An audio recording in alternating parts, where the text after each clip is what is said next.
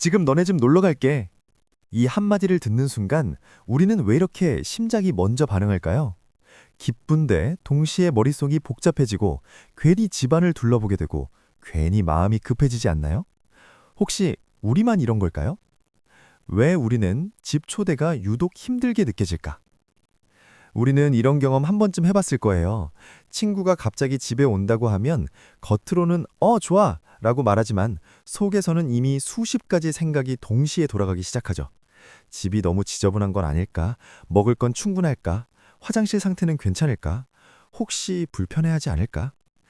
다른 사람들은 번개 약속도 자연스럽게 잡는 것 같은데 우리는 왜 이렇게 준비되지 않은 상황이 부담스럽게 느껴질까요?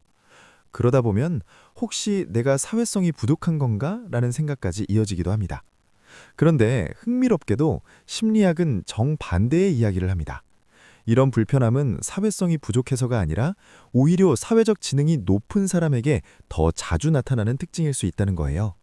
실제로 심리학에서는 타인의 감정과 상황을 빠르게 이해하고 적절하게 반응하는 능력을 사회적 지능이라고 부릅니다. 이 능력이 높은 사람일수록 상대를 더 세심하게 배려하고 더 많은 것을 신경 쓰게 됩니다. 결국 그만큼 더 쉽게 지치게 되는 거죠. 우리에게 집은 단순한 공간이 아니다. 이제 한 가지 질문을 던져볼게요. 우리에게 집은 어떤 공간일까요? 누군가에게 집은 그냥 쉬는 곳일 수도 있어요.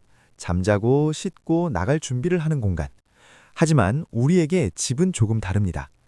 현관문을 닫는 순간 바깥 세상의 소음이 차단되고 신발을 벗고 익숙한 자리에 앉는 그 순간 우리는 비로소 진짜 우리가 됩니다. 아무에게도 설명하지 않아도 되고 아무 표정이나 지어도 되는 곳. 그 안에서 우리는 회복되고 정리되고 다시 살아갈 힘을 얻습니다. 환경심리학에서는 이런 공간을 1차 영역이라고 부릅니다. 단순한 공간이 아니라 우리의 정체성이 깊게 담긴 심리적인 영역이라는 뜻이죠. 연구에 따르면 특히 내향적인 사람일수록 이 공간에 대한 애착이 훨씬 강하게 나타난다고 합니다. 쉽게 말해 집은 단순한 장소가 아니라 우리의 심리적 보호막 같은 역할을 하는 거예요. 집에 누군가 온다는 건 잠금 해제와 같다. 조금 더 쉽게 이해해 볼까요? 우리의 집을 스마트폰이라고 생각해 보세요. 스마트폰 안에는 사진, 메시지, 검색 기록, 메모까지 우리의 모든 것이 담겨 있죠. 그래서 평소에는 잠금이 걸려 있습니다. 안전하니까요. 그런데 누군가 갑자기 폰 좀 볼게 라고 말하면 어떤 기분이 들까요? 숨길 게 없어도 괜히 긴장되고 괜히 신경 쓰이죠? 손님이 집에 온다는 건 바로 그 잠금 해제의 순간과 비슷합니다. 우리의 가장 사적인 공간이 타인의 시선에 그대로 노출되는 거니까요. 책장에 꽂힌 책, 싱크대 위에 접시, 침대 위에 옷까지 그 모든 것이 우리를 설명하고 있다는 걸 우리는 알고 있습니다. 그래서 더 신경이 쓰일 수밖에 없는 거죠. 우리의 뇌는 이미 컨시어지 모드로 들어간다. 여기서 중요한 건 우리의 뇌가 어떻게 반응하느냐입니다. 사회적 지능이 높은 사람의 뇌는 두 가지 기능이 특히 강하게 작동합니다. 하나는 상대의 감정과 표정을 빠르게 읽어내는 능력이고 다른 하나는 그 정보를 바탕으로 어떻게 행동해야 할지 계속 판단하는 기능입니다. 이 두 가지가 동시에 작동하면 어떤 일이 벌어질까요? 손님이 현관문을 여는 순간 우리는 이미 컨시어지 모드에 들어갑니다. 상대가 불편하지 않은지, 무엇이 필요한지, 지금 분위기가 괜찮은지 이 모든 것을 실시간으로 체크하고 있는 거죠. 다른 사람은 그냥 문만 열어주면 끝일 수도 있지만 우리는 그 순간부터 하나의 작은 시스템을 운영하고 있는 셈입니다. 그리고 이건 당연히 에너지가 많이 드는 일입니다.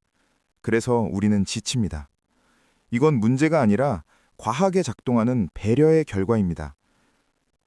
손님이 오기 전부터 이미 지치는 이유.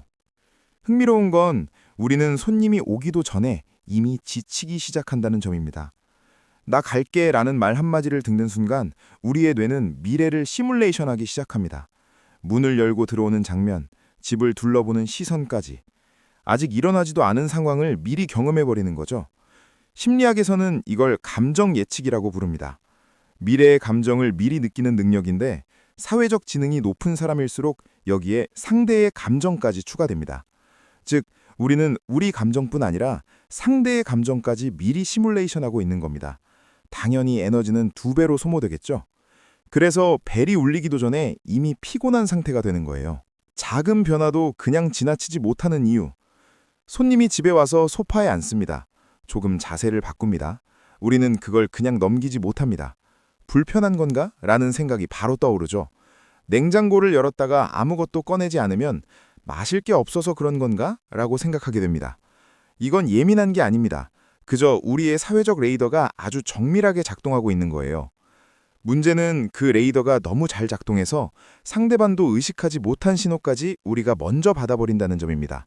그래서 우리는 더 바빠지고 더 신경 쓰게 됩니다. 우리는 상대의 시간까지 책임지려 한다. 손님이 조용히 앉아있을 때도 마찬가지입니다. 다른 사람들은 그냥 편하게 함께 시간을 보내지만 우리는 그 순간이 불안해집니다. 혹시 지루한 건 아닐까? 내가 뭔가 더 해야 하는 건 아닐까? 심리학에서는 이걸 과잉 책임감이라고 설명합니다. 상대의 감정 상태까지 우리가 책임져야 한다고 느끼는 거죠. 하지만 사실 상대는 그냥 편하게 쉬고 있는 것일 수도 있습니다. 그런데 우리는 그 침묵마저 우리의 책임으로 받아들이면서 스스로를 더 압박하게 됩니다. 손님이 간 뒤에도 끝나지 않는다. 그리고 모든 게 끝난 후에도 우리의 뇌는 멈추지 않습니다. 문이 닫히고 나면 대부분의 사람들은 오늘 좋았다 하고 끝냅니다. 하지만 우리는 그때부터 다시 시작됩니다. 내가 너무 차갑게 굴었나? 그 말은 괜히 했나? 음식이 별로였을까? 이건 자존감의 문제가 아닙니다. 우리의 뇌에는 사후 분석 기능이 자동으로 켜져 있기 때문입니다. 더 나은 관계를 만들기 위해 계속 복귀하는 거죠. 문제는 이 기능에 종료 버튼이 없다는 겁니다.